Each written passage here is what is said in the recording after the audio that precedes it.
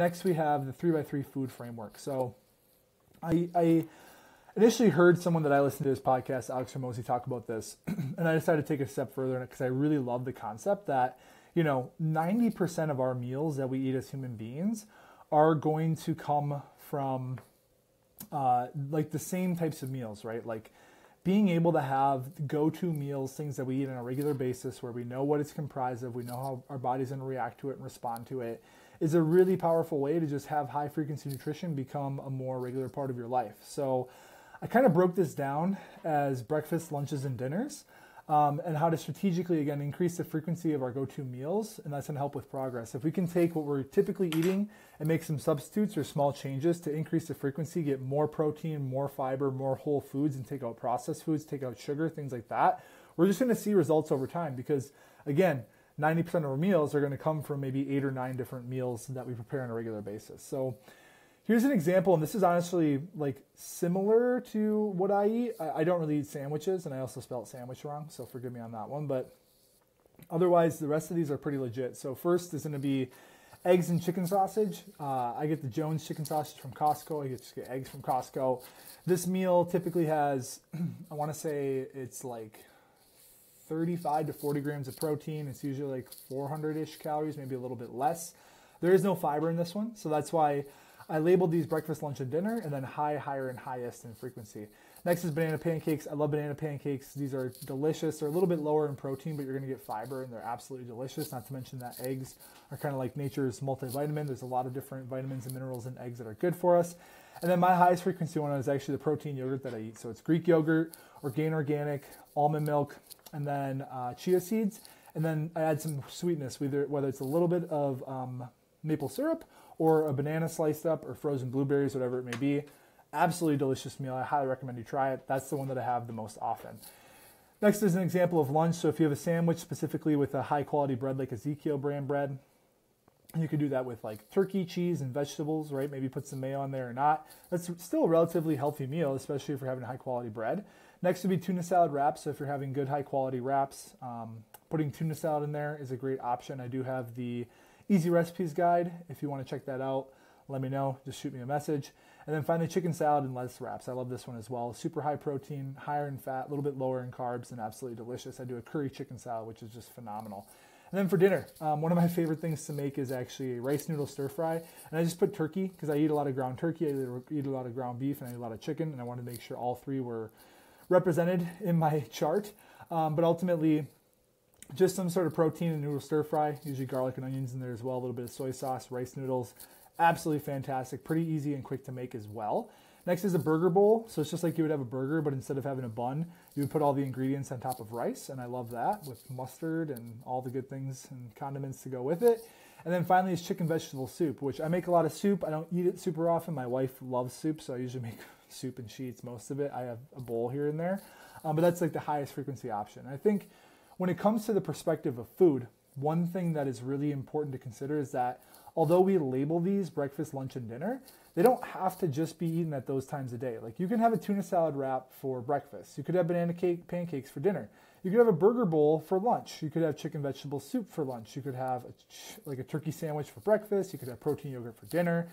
It's really just, it gives you like this visual of the 9 meals that you know you eat the most, 9 things that, through experimentation, you're trying to make these meals things that are super simple, easy to put together, easy to have prepped and prepared for you, and ultimately just anything that you can whip up at a given notice, right? Like I always have the ingredients for my protein yogurt, so if I'm ever hungry and literally have nothing in the house besides that, it's super easy to put together. So that's just some perspectives. And then I did do another chart as if you were going to be on the fly, eating on the go. We have busy lives and we're traveling about and doing things on a day-to-day basis. You're going to kids' activities and work and whatnot. So just some options that I personally go with. So for breakfast, Perfect Bar. I love Perfect Bars. They're delicious. Moderately high in protein, about 15 to 17 grams, depending on the bar. It is a little bit higher in sugar. You're looking at close to 20 grams of sugar, which is kind of high. But I will say all the sugar there is coming from natural sources like honey, right? So I'm a fan of that over processed sugar. And then it is very high in fat too, so keep that in mind. But Perfect Bars are great. They're 340 calories. Should be enough to tide you over for the morning. Another one is RX Bar and an apple.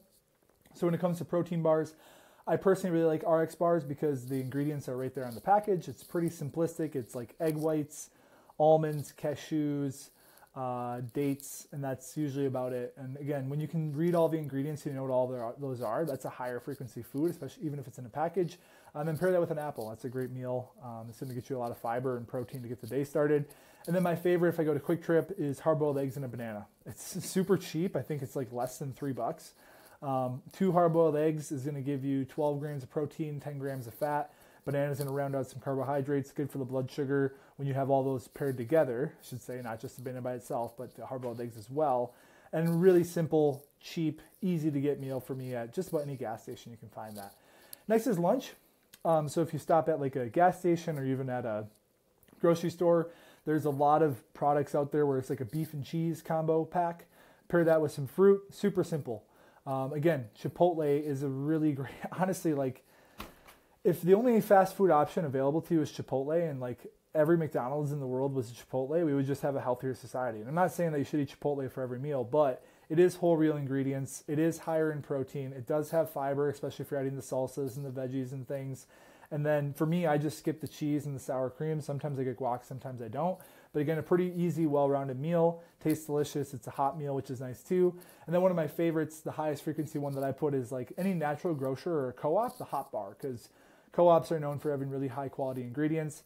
I'll go in there and sometimes they'll have fried rice and grilled chicken. Sometimes they'll have like masaman curry or just different types of ethnic foods or just regular like American foods, whatever it is, but you just know it's higher quality and it's easy to pick and choose. Like, okay, make sure I get ample protein here and then whatever I want to fill in the gaps with. And then for dinner, so when I go out to eat, a lot of people like don't think burgers are healthy. I think burgers are actually relatively healthy. I think red meat has been demonized for the wrong reasons, and there's probably there's some messaging there that maybe isn't based in truth. So one of my favorite go-to meals is a burger, either with no bun or a gluten-free bun, because me personally, for my life, I don't eat gluten because it just my body doesn't agree with it. And then I never get fried food though. That's one of my rules for nutrition. Me this far into my journey is I simply don't eat fried food.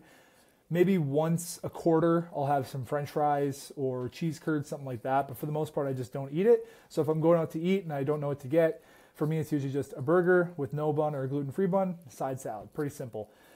Next is poke bowls. I love poke bowls. I think they're delicious. Again, you're getting a bed of rice. You're getting a lot of protein, a lot of veggies mixed in. You can get a little crazy with the sauces, right? Like if you're throwing spicy mayo and yum sauce and stuff, like that is going to add up in the fat.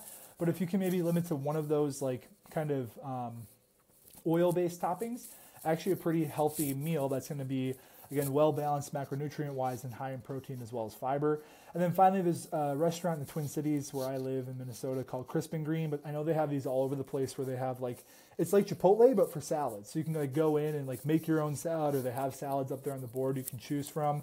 Again, a lot of them, you can add chicken, you can add different types of protein to them. You're going to get a ton of fiber, and it's a really quick, easy, simple go-to option. So this is what it looks like for me, right? Like these are my two 3x3 charts of if I'm doing home prepared meals, what are my 9 most common ones, and if I am doing on the go, my 9 most common ones. And if I'm eating these different foods, no matter what time of day it is, right? Like you can have Chipotle for dinner, you can have poke bowl for breakfast if they're open. Like just being able to have these ready and at the top of your mind, so that if and when you're in a pinch and you need to go quickly, like you know what to pick from those 9 or if like me 18 different options. It makes it super simple. So I hope this is helpful and enjoy and keep inspiring.